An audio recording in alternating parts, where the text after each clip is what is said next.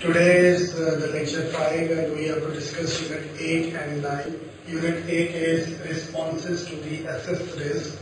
Broadly, we are going to discuss assessing risk for the material misstatements and what should be the auditor response once he finds the risk. And assessing risk in a computerized environment. These are the three broad topics.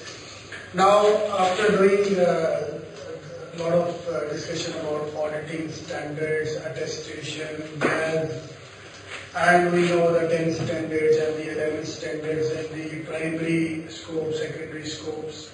So we know that auditor generally, first of all, he will try to understand the entity, its complexity of the operations. Then he is going to target the risk associated with the audit. So he is going to have the risk assessments, and he wants to see the materiality of the material risk he will consider for, and then he will put the test of controls. Our previous discussion was for the test of controls, where we discussed the purchase cycle and the sales cycle, cash receipt cycle, cash payment cycles. It's just nothing new in this unit, because already if we know what is test of control, what is risk, so it's just a sort of revision, discussion and reassurance of what we know.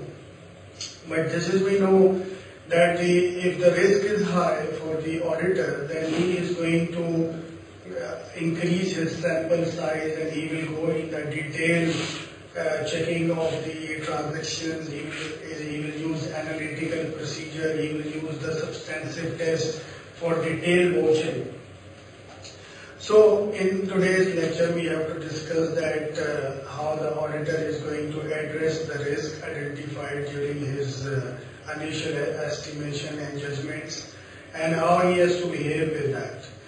Our discussion, the risk of material misstatement, shortly we call it RMM, is the combined assessment of inherent risk and the control risk. So far we have already discussed what are the types of risk. We talk about inherent risk, we talk about detective risk, and we talk about the control risk. If you multiply all three risks, then it will be an audit risk.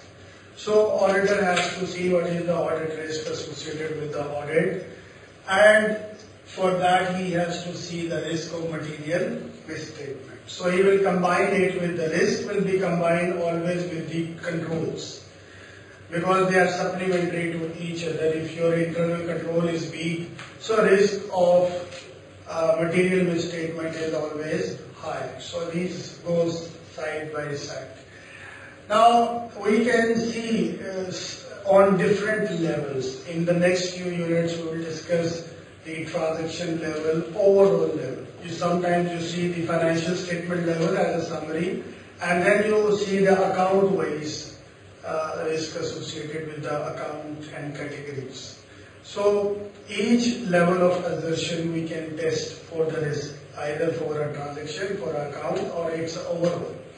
So at financial statement and relevant assertion level, the auditor should identify risk and relevant controls. It can be overall checking of the controls and risk. It can be the account to account level. For example, you are checking the liabilities, assets, then you are checking the equity, then the inside you are going to check the accuracy, completeness, valuation is okay, methodology is fine, transaction is complete, comprehensive, recording has been done. So these kind of things you have to test in general. Now, risk should be related to the threats and the relevant assertion. So first you have to see that what is the relevant level to apply your risk techniques, and what techniques are relevant to that specific areas. Example would be, suppose now you want to check that the statement for the debtors is correct or not. So the best way always is a direct confirmation. that you will make a standard letter and you will send it to the customers. Now customer will directly respond to the audit and he will see what is the discrepancy. If it is the same, means it is a reliable balance. So we have to see that at which stage, which account means for receivable, for payables, for assets, current, long terms, what would be the appropriate strategy or appropriate level to test with what techniques. This is the estimation which require professional skepticism, professional judgments. Because audit is in general is a judgmental approach. The way you walk into the client, you start your discussion, you start understanding the entity, their business operations, their quality of the internal audit department, their control procedures. Based on that, you are going to develop your audit approach. So professional skepticism and the judgment is the prime thing. Even in assessing the risk of material misstatement is again a judgmental issue. You have testings, you can go for substantive testing, mean detailed testing of the voucher, you can go for analytical procedures, mean comparing last year figure with this year, watching abnormal movements between certain accounts, watching the physical observation for the stock take. These all methods are there for you to give you a comprehensive judgment about the materiality or the risk of material misstatements. Now, as the basis for the risk assessment, the auditor use audit evidence gathered from obtaining the understanding that includes the evaluating the design of controls. As I told you, that the control system is the main point for the audit. If you are a CPA from KPMG or the internal auditor of the client is a CPA from KPMG, he was maybe your senior. So your confidence level in terms of test of control would be a little higher. Because you are satisfied with the quality of education and experience that guy has. So once you go there, you will try to have a test of control. Maybe on a simple level, not on the complex level. And if you find that control is okay, the guy is competent, he knows how to apply the control procedures, then your risk assessment, your materiality and your substantive testing will reduce. It will reduce the work of the external auditor if he feels that the design of the control system, procedures, policies is accurately defined. This is one thing. Then determining whether they have been implemented means sometimes policies, manual, charter in the companies are perfect. But the implementation, adherence to that charter is not that way done. So you have to see the first thing is the existence of charter policies, procedures, and then on the second hand you have to see the implementations. Then you can go for the further audit procedures. What are those that we will discuss in this discussion?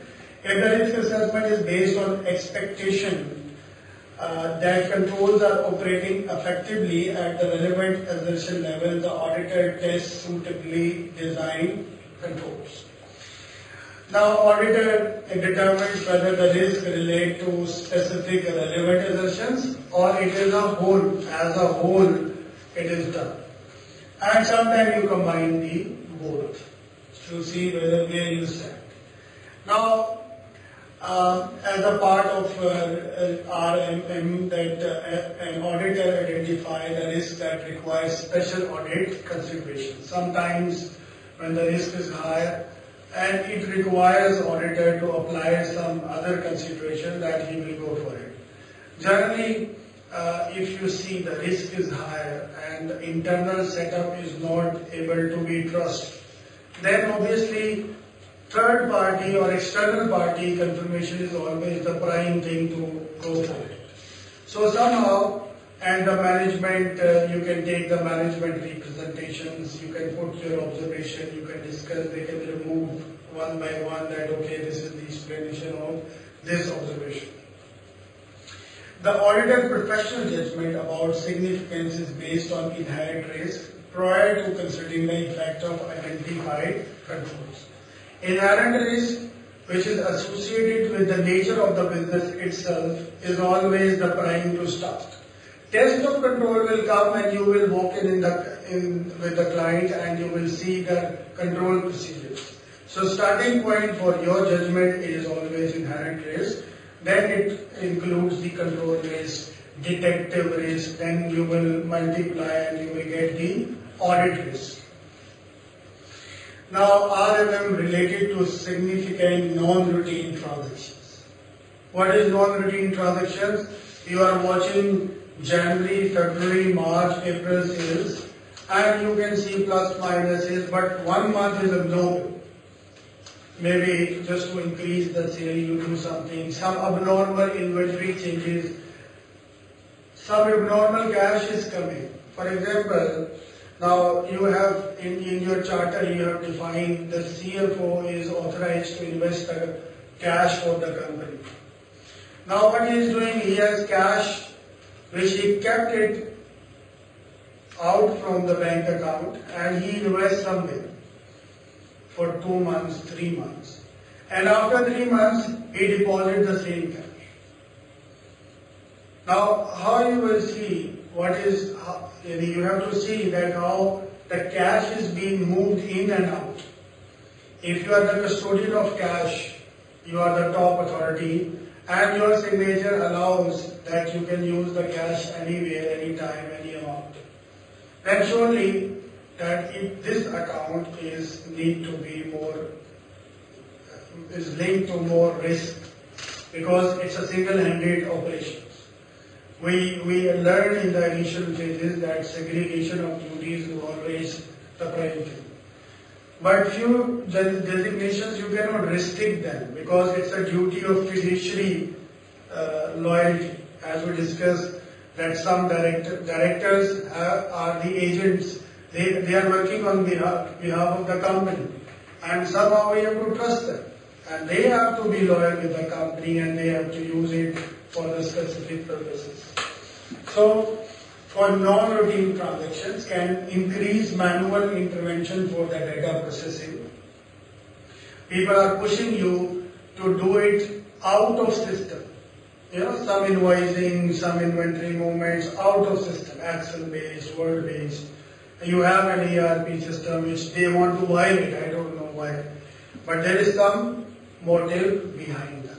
So you have to see how many times this is violated because this is an unusual transaction. Then increase management intervention for accounting practices. They want that depreciation should be calculated this way. Bad debts recorded should be this way. In fact, this is the finance department, accounting department. They are being hired for using accounting policy estimation. They have the required knowledge.